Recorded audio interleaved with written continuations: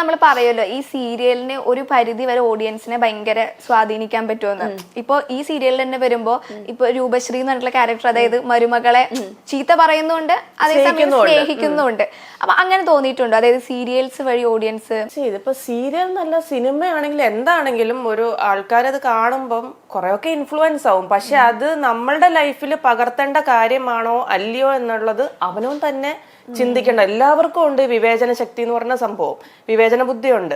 അപ്പൊ ആ ചെയ്യുന്ന കാര്യം റോങ് ആണെന്ന് അവനവന് തോന്നുന്നുണ്ടെങ്കിൽ അത് റോങ് ആണ്, അത് ചെയ്യാതിരിക്കാം. നമ്മുടെ ലൈഫിൽ അത് ചെയ്യാതിരിക്കാം. സീരിയലാണെങ്കിലും സിനിമയാണെങ്കിലും എന്താണെങ്കിലും. അല്ലാതെ സീരിയൽ കൊണ്ടോ അല്ലെ സിനിമ കൊണ്ടോ ആൾക്കാർ വഴിവഴിച്ചു പോയി എന്ന് പറയുന്നതിനോട് എനിക്ക് യോജിപ്പില്ല. അത് കാണുമ്പോൾ നമുക്ക് ഇൻഫ്ലുവൻസ് ആവും, ഇല്ലെന്നല്ല. കുറച്ചൊക്കെ ഇങ്ങനെയൊക്കെ ആയിരുന്നെങ്കിൽ, അയ്യോ എൻ്റെ ലൈഫിൽ ഇങ്ങനത്തെ ഒക്കെ റൊമാൻസ് ഉണ്ടായിരുന്നെങ്കിൽ എന്നൊക്കെ ആഗ്രഹിക്കും. പക്ഷെ അത് നമ്മുടെ ലൈഫിൽ അത് പറ്റുന്നതാണോ അല്ലെ ചെയ്യാൻ പറ്റുന്ന കാര്യങ്ങളാണോ എന്നുള്ളത് അവനവൻ തന്നെ ചിന്തിക്കണം. അപ്പൊ ഇത് കാരണം നശിച്ചു പോയി എന്ന് പറയുന്നതിനോട് എനിക്ക് യോജിപ്പില്ല. ശരിക്കും ഇങ്ങനെ റിയൽ ലൈഫിൽ എങ്ങനെയാ ഭയങ്കര റിയാക്ട് ചെയ്യുന്ന ആളാണോ? അതായത് സീരിയലിൽ എല്ലാത്തിനോടും ഇങ്ങനെ മറുപടി പറയുന്ന ആളാണോ? അങ്ങനെയാണോ? റിയാക്ട് ചെയ്യേണ്ടടുത്ത് ഞാൻ റിയാക്ട് ചെയ്യും എന്ന് വെച്ചാൽ ഈ പറഞ്ഞ എടുത്തടിച്ച് എല്ലാത്തിനും പോയി വഴക്കുണ്ടാക്കുന്ന ആളെന്നല്ല. ഒരു പരിധി വരെ ക്ഷമിച്ചു നോക്കും, പോട്ടെ. ഞാൻ അവരെയും കൂടെ മനസ്സിലാക്കാൻ ശ്രമിക്കും കുറെയൊക്കെ. ഓക്കെ, അവർ ആ കുട്ടി ഇങ്ങനെ ആയിരിക്കും, അല്ലെ അതിങ്ങനെ ആയിരിക്കും, അതുകൊണ്ടായിരിക്കും അതിങ്ങനെ ചെയ്തത്. പക്ഷെ ഒരു 2-3 പ്രാവശ്യം കഴിയുമ്പോൾ നമ്മുടെ കയ്യിൽ നിന്ന് പോകും. അപ്പൊ റിയാക്ട് ചെയ്യും, താനാ ചെയ്താൽ ശരിയല്ലടോ എന്ന് തന്നെ പറയും. ഇപ്പൊ ഈ ചന്ദനമഴ പോലെ തന്നെയായിരുന്നു തട്ടിമുട്ടി. ശരിക്കും എനിക്ക് തോന്നുന്നു ചന്ദനമഴ ഒരു സൈഡിലാണെങ്കിൽ തട്ടിമുട്ടിയിലെ വിധു എല്ലാരും ഭയങ്കര സ്വീകരിച്ച ക്യാരക്ടറാണ്. അപ്പൊ ഈ കോമഡി ക്യാരക്ടേഴ്സ് ആണ് കൂടുതൽ ചെയ്യാൻ പറ്റാന്ന് തോന്നിയിട്ടുണ്ട്. അതായത് ഇപ്പൊ തട്ടിമുട്ടിയിൽ അങ്ങനത്തെ ഒരു ക്യാരക്ടർ ആയിരുന്നല്ലോ, അപ്പൊ അങ്ങനെ തോന്നിയിട്ടുണ്ട് എനിക്ക് കോമഡി ക്യാരക്ടറാണ് കുറച്ചുകൂടി ചെയ്യാൻ നല്ലത്. എനിക്ക് ഇപ്പോഴും അറിയില്ല കോമഡി ചെയ്യാന്നുള്ളതാണ്, എനിക്ക് ഇപ്പോഴും അതാരും വിശ്വസിക്കില്ല കേട്ടോ. പക്ഷെ ഞാൻ ചെയ്തിട്ടുള്ളത് ഇപ്പം വർഷേനെ എടുത്താലും അതിനകത്ത് കുറെയൊക്കെ കോമഡി കണ്ടന്റ് ഉണ്ട്. സീൻ വൈസ് അങ്ങനെ വരുമ്പോ എനിക്ക് അഭിനയിക്കാൻ അറിയാം, അതിന് എനിക്ക് കോൺഫിഡൻസ് ഉണ്ട്, അഭിനയിക്കാൻ അറിയാം എന്നുള്ളത്. പക്ഷെ അത് ആ സീൻ വരുമ്പോൾ അതിനനുസരിച്ച് അഭിനയിക്കുന്നു എന്നുള്ളതേ ഉള്ളൂ. ഇപ്പൊ തട്ടിമുട്ടിയിലാണെങ്കിൽ സ്പോട്ടാണല്ല, പലതും സ്പോട്ടാണ്. ജസ്റ്റ് കണ്ടന്റ് മാത്രമേ നമുക്ക് ഉണ്ടാവുള്ളൂ. അവിടെ ഇരുന്നിട്ട് നമ്മൾ ആർട്ടിസ്റ്റുകളും അതിന്റെ ടെക്നീഷ്യൻസും എല്ലാവരും കൂടെ ഇംപ്രവൈസ് ചെയ്തിട്ടാണ് ഒരു സീൻ ഉണ്ടാക്കുന്നത്. അപ്പൊ ആ സീനിനകത്ത് ഡയലോഗ്സ് പോലും ശരിക്കും പറഞ്ഞാൽ ചിലപ്പോൾ അന്നേരം ഉണ്ടായി വരുന്നതായിരിക്കും. എനിക്ക് പറയാൻ അറിയത്തില്ല, എനിക്ക് പറയേണ്ട ഡയലോഗ് ബാക്കിയുള്ളവർ പറഞ്ഞു തന്നിട്ട് ഞാൻ അങ്ങനെയാണ് അഭിനയിക്കാൻ അറിയാം, ഞാൻ അഭിനയിച്ചോളാം, നിങ്ങൾ പറഞ്ഞു തന്നോ ഞാൻ അഭിനയിച്ചോളാം എന്നാ പറയാ. അപ്പൊ ഇവരുടെ ഇത്രയും പേരുടെ സപ്പോർട്ട് കൊണ്ടാണ് ആ ക്യാരക്ടർ ശരിക്കും പറഞ്ഞാൽ വിധു എന്ന് പറയുന്ന ഒരു ക്യാരക്ടർ അങ്ങനെ ആയത്. പക്ഷെ അത് അടിപൊളി ക്യാരക്ടർ ആയിരുന്നു. ഡയലോഗ് ആയാലും ഇവൻ എക്സ്പ്രഷൻ ഒക്കെ ആണെങ്കിലും നമുക്ക് കാണുന്നത് ഭയങ്കര എക്സ്പ്രഷൻ ഇടാം, അഭിനയിക്കാം, അതൊന്നും എനിക്ക് പെട്ടെന്നുള്ള ഡയലോഗ് പറഞ്ഞു. ഈ സ്പോണ്ടേനിയസ് ആയിട്ട് ഹ്യൂമർ, അതിന് കുറച്ച് ഹ്യൂമർ സെൻസ് വേണമല്ലോ, കുറച്ച് നല്ലപോലെ വേണം.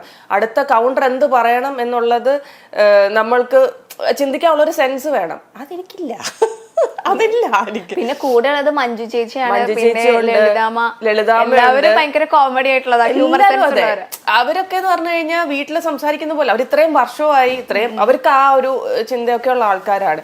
എന്നെ സംബന്ധിച്ച് എനിക്ക് അങ്ങനെ ഒന്നുമില്ല. ഞാൻ അവിടെ ഫസ്റ്റ് ഷെഡ്യൂൾ ചെല്ലുമ്പം എൻ്റെ അടുത്ത് എപ്പോഴും പറഞ്ഞൊരു കാര്യമാണ്, സീരിയലിൽ അഭിനയിക്കുന്ന പോലെ ഇവിടെ അഭിനയിക്കല്ലേ എന്ന്. നമുക്കിവിടെ റിയാലിറ്റി ആയിട്ടാണ് അഭിനയിക്കേണ്ടത്, ഭയങ്കര ഇതായിട്ട് വേണം, അല്ലാതെ സീരിയലിൽ അഭിനയിക്കുന്ന കുറച്ച് ഡ്രമാറ്റിക് ആവരുത് എന്നൊക്കെ പറഞ്ഞു. ആദ്യത്തെ ഷെഡ്യൂൾ ഭയങ്കര ബുദ്ധിമുട്ടായിരുന്നു. പിന്നെ ഓക്കെ ഇവരെന്താ ഉദ്ദേശിക്കുന്നുള്ളത് എനിക്ക് പിന്നെയാണ് മനസ്സിലായത്. ട്രാക്കിലേക്ക് എത്തി. അവിടെ അങ്ങനെ എന്തെങ്കിലും ഒരു അബദ്ധം പറ്റിയിട്ടുണ്ട്? അതായത് പെട്ടെന്ന് ഇങ്ങനെ സ്റ്റാർട്ട് പറഞ്ഞപ്പോ പെട്ടെന്ന് ഡയലോഗ് വരാതിരിക്കുക, അങ്ങനെ എന്തെങ്കിലും? അവിടെ പറ്റിയത് മുഴുവൻ അബദ്ധം. പക്ഷെ അത് ആ മൊമെന്റിൽ പറ്റുന്ന അബദ്ധം, അത് പിന്നെ പറഞ്ഞ് അത് ഭയങ്കര ചളിയായിട്ട് കാണുന്നവർക്കൊന്നും ചിരി വരത്തില്ല. അത് ആ മൊമെന്റിൽ സംഭവിച്ചു പോകുന്ന കുറെ കാര്യങ്ങളുണ്ട്. അങ്ങനത്തെ ഇഷ്ടംപോലെ ഇൻസിഡൻസ് ഉണ്ട് അവിടെ. അത് പറഞ്ഞ ഭയങ്കര ചളിയായി പോകും, അതുകൊണ്ടാണ് ഞാൻ പറയാം. ഒരെണ്ണം പോലും ഇല്ല. അയ്യോ കട്ട ചളിയാവും. ആൾക്കാർ പറഞ്ഞാൽ ഓർമ്മയും കിട്ടുന്നില്ല എന്നുള്ളതാണ്. ഇങ്ങനത്തെ മൊമെന്റ്സ് ആണ്. ഈ പറഞ്ഞ കണക്ക് ഡയലോഗ് മറന്നു പോവാ, പറയത്തക്കവണ്ണമായിട്ടൊന്നുമില്ല. അല്ല, ഞാൻ ഉദ്ദേശിച്ചത് കോമഡി പറയുന്നിടത്ത് ചിലപ്പോൾ സീരിയസ് ആയിട്ട് വന്ന് പോയ സിറ്റുവേഷൻ ഉണ്ടായിരിക്കുമല്ലോ. നമ്മളവിടെ ചെയ്യുന്ന ഒക്കെ സീരിയസ് ആ, പറയുന്ന കോമഡി ആയി പോകുന്നതാ. അങ്ങനെയാണല്ലേ? എല്ലാം സീരിയസ്. ഇപ്പൊ വിധുവിന്റെ ക്യാരക്ടർ എടുത്താലും വിധു പറയുന്ന അത്രയും സീരിയസാ. കേൾക്കുന്നവർക്കൊക്കെ അത് കോമഡി ആയിട്ട് തോന്നുന്നതാണ്. അത് ആ ക്യാരക്ടർ ഈ പറഞ്ഞ കണക്ക് പ്രസന്റ് ചെയ്യുന്ന രീതി അനുസരിച്ചും പിന്നെ ഓപ്പോസിറ്റ് നമുക്ക് കൗണ്ടർ വരുന്നത് രീതി അനുസരിച്ചും പറയുന്നുള്ള ബാക്ക്ഗ്രൗണ്ട് മ്യൂസിക് ഇതെല്ലാം കൂടെ ചേർന്നത് കോമഡി ആയി പോകുന്ന. പറയുന്നത് ഭയങ്കര സീരിയസ് ആയിട്ടാ പറയണത്. പക്ഷെ സംസാരിക്കുമ്പോ ഉണ്ടല്ലോ ഒരു കോമഡി എവിടെയൊക്കെയോ ഫീൽ ആവുന്നുണ്ട്. എനിക്ക് തോന്നുന്നു ആ ഒരു കോട്ടയം സ്ലാങ്, പക്ഷെ നമുക്കൊരു സംസാരിക്കുമ്പോ ഒരു കോമഡി ഒക്കെ അങ്ങനെ ഒരു ഇതുണ്ട്. അതെന്നാന്നറിയോ, അവിടെ ചേച്ചി കോട്ടയാണ്, മഞ്ജു ചേച്ചി ഏറ്റുമാനൂരാണ്, ചേച്ചി കോട്ടയമാണ്, ചേച്ചി സംസാരിക്കുന്ന കോട്ടയാണ്. അപ്പൊ എനിക്കെന്നല്ല മിക്ക ആൾക്കാരുടെ ആർട്ടിസ്റ്റുകളുടെ കുഴപ്പമാണെന്ന് തോന്നുന്നുണ്ട്. ഏതെങ്കിലും വേറൊരു നാട്ടിലെ ഭാഷയുള്ള ആൾക്കാരുമായിട്ട് സംസാരിച്ച് കഴിയുമ്പോൾ 10 മിനിറ്റ് കഴിയുമ്പോൾ ആ സംസാരമായിപ്പോ ആ ഒരു സ്ലാങ് ആയിപ്പോവും. അപ്പൊ അവിടെ എനിക്ക് ഇവിടെ വന്നപ്പോഴും ആ പ്രശ്നം ഉണ്ടായിരുന്നു. ഈ കൊച്ചിക്കാരോടൊക്കെ സംസാരിച്ച് കഴിയുമ്പോ എന്താണ് പോണേണ് എന്നുള്ള മട്ടിലൊക്കെ ആ ഒരു സ്ലാങ് ആയിരുന്നു. പക്ഷെ ചേച്ചിയുടെ സംസാരിച്ച പക്ക കോട്ടയവാ. അപ്പൊ അത് ചേച്ചിയോടാണ് ഞാൻ കൂടുതൽ സംസാരിക്കാറുള്ളത്, എന്നാലേ ഈ സ്ലാങ് കിട്ടത്തുള്ളൂ. രാജേഷ് ചേട്ടനാണെങ്കിലും ഇതാ പറവൂര് സ്വദേശമാണ് അദ്ദേഹം സംസാരിക്കുമ്പോഴും ഫുള്ള് ഈ ഒരു എറണാകുളം സ്റ്റൈലാണ്, ആ ഒരു സ്ലാങ് ആണ്. പുള്ളിയോട് സംസാരിച്ച് കഴിയുമ്പോഴത്തേക്ക് കുറച്ച് കഴിയുമ്പോൾ ഞാൻ കോട്ടയം സ്ലാങ് വിട്ടു പോകാറുണ്ട് പലപ്പോഴും. പിന്നെയും ഈ ചേച്ചിയുടെ കൂടുതൽ എനിക്ക് സീൻസ് എന്താ പറയുക, ചേച്ചിയുടെ അടുത്ത് സംസാരിച്ച് അങ്ങനെ വഴക്കുണ്ടാക്കുന്നതാണെങ്കിലും ദേഷ്യം വരുമ്പോൾ നമുക്ക് നമ്മുടെ സ്വന്തം ഭാഷ വരുമെന്ന് പറയുന്ന പോലെ. ശരിക്കും എനിക്കിപ്പോ സംസാരിച്ചപ്പോഴും ഒരു കോമഡി ഒരു ഇത് വരുന്നുണ്ട് ഇടയ്ക്ക്. എനിക്ക് അങ്ങനെ ഫീൽ ആവുന്നുണ്ട്. ഞാൻ ആദ്യം വിചാരിച്ചു ഭയങ്കര സീരിയസ് ആയിട്ടുള്ള ക്യാരക്ടർ ആവുന്നൊക്കെ, പക്ഷെ കാണുമ്പോ അങ്ങനെയല്ല. സംസാരിച്ചു കഴിഞ്ഞപ്പോ സത്യമായിട്ടും അതും എല്ലാരും പറയാറുള്ള കാര്യമാണ്. ഭയങ്കര സ്പീഡാണ് സംസാരത്തില്, ഭയങ്കര സ്പീഡാണ്, പിടിച്ചാൽ കിട്ടില്ല. അതുകൊണ്ട് എനിക്കുള്ള ഡബിങ് ആർട്ടിസ്റ്റുകളൊക്കെ ഭയങ്കരമായിട്ട് കഷ്ടപ്പെടാറുണ്ട് ശരിക്കും പറഞ്ഞ. പിന്നെ ഈ പറഞ്ഞ കണക്ക് ആദ്യം കാണുമ്പോ ജാടയാന്ന് തോന്നും, പിന്നെ കാണുമ്പോ ഭയങ്കര പാവമാണെന്ന് തോന്നും, ഒക്കെ കുറെ പേര് പറഞ്ഞിട്ടുണ്ട് കേട്ടോ. എന്ത് ചെയ്യാനാന്നൊക്കെ. എന്റെ കൊച്ചു വരെ തിരിച്ച്. ശരിക്കും ഈ കോമഡി ക്യാരക്ടർ ചെയ്യാനാ സീരിയസ് ചെയ്യാനാണ് ഏറ്റവും എളുപ്പം? ഏത് ചെയ്യാനാ? എനിക്ക് സത്യം പറഞ്ഞ എല്ലാം ഒരുപോലെ ആയിട്ടേ തോന്നുള്ളൂ. ഞാൻ അഭിനയം എന്നുള്ളതാണ്, അതിപ്പോൾ എന്ത് പറഞ്ഞാലും എനിക്ക് അഭിനയിക്കാം, എങ്ങനെ പറഞ്ഞാലും എന്നെ കൊണ്ടാവുന്ന പോലെ മാക്സിമം ബെസ്റ്റ് കൊടുക്കുക എന്നുള്ളത്. പക്ഷെ എന്നാലും എനിക്ക് തോന്നുന്നു ഈ സംസാരിച്ച് ഈ പറഞ്ഞ കണക്ക് തട്ടിയും മുട്ടിയും പോലത്തെ ഒരു സ്പോണ്ടേനിയസ് ആയിട്ട് ഡയലോഗ് പറയേണ്ട ക്യാരക്ടർ, അങ്ങനത്തെ കോമഡി ക്യാരക്ടറാണെങ്കിൽ അത് ചെയ്യാൻ ബുദ്ധിമുട്ടാണ്. അതേസമയം സ്ക്രിപ്റ്റിലുള്ള സംഭവമാണെങ്കിൽ, സ്ക്രിപ്റ്റിലുള്ള കാര്യങ്ങളാണെങ്കിൽ അത് അഭിനയിച്ച് ഫലിപ്പിക്കാം. അങ്ങനെ എനിക്ക് തോന്നിയിട്ടുള്ളത്. ഇനിയിപ്പോ പുതിയ ക്യാരക്ടേഴ്സ് ചെയ്യുകയാണെങ്കിൽ തന്നെ എങ്ങനത്തെ ചെയ്യണം? ഇപ്പൊ ഓൾറെഡി കോമഡി ആയിട്ടുണ്ട്, സീരിയസ് ആയിട്ടുണ്ട്, ഇനി എങ്ങനത്തെ ചെയ്യണം? ഹീറോയിനും ചെയ്തിട്ടുണ്ട്. അതെ, ഇനിയിപ്പോ എങ്ങനെ?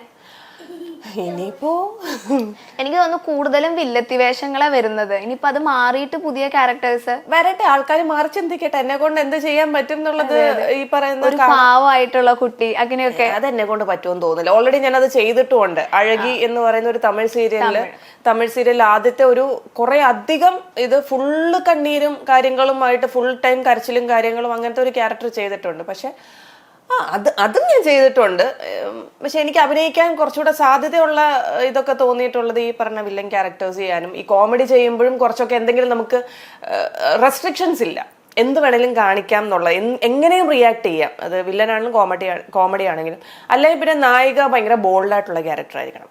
അങ്ങനെ ഞാൻ ചെയ്തിട്ടുണ്ട്. ചട്ടമ്പി കല്യാണി എന്ന് പറയുന്ന സീരിയലില് ശ്രീകുമാരൻ തമ്പി സാറിന്റെ സീരിയലായിരുന്നു. സാറിന്റെ സിനിമ സാർ അത് സീരിയലാക്കി. സാർ അത് ചെയ്യാൻ കാര്യം എന്ന് വെച്ച് കഴിഞ്ഞാൽ, ചട്ടമ്പി കല്യാണിയുടെ അന്നത്തെ ആ റീല് ഫുള്ള് നശിച്ചു പോയി. അത് സിനിമ ഇനി ആർക്കും കാണാൻ പറ്റില്ല, അത് ഫുള്ള് നശിച്ചു പോയി. അപ്പൊ സാറത് സീരിയലാക്കിയിട്ട് വെച്ചിരിക്കുകയാണ്. അപ്പൊ ആ സീരിയലിൽ ഞാനായിരുന്നു ഹീറോയിൻ. ചട്ടമ്പി കല്യാണി എന്ന് പറയുന്ന ക്യാരക്ടർ ഞാനായിരുന്നു ചെയ്തുകൊണ്ടിരുന്നത്. അപ്പൊ ആ ക്യാരക്ടർ ഭയങ്കര ബോൾഡായിരുന്നു. കരാട്ടെ ഒക്കെ അറിയാവുന്ന. കരാട്ടെ ഒക്കെ ചെയ്തോ? എന്നെ കൊണ്ട് സാറ് ചെയ്യിച്ചു, ചാടി ചവിട്ടിക്കോ. അതിനുവേണ്ടി പഠിച്ചോ കരാട്ടെ? അറിയായിരുന്നു. സാറ് തന്നെയായിരുന്നു അതിന്റെ സ്റ്റണ്ട് മാസ്റ്ററും ഒക്കെ. സാറ് തന്നെ ഓൾ ഇൻ ഓൾ സാറായിരുന്നു.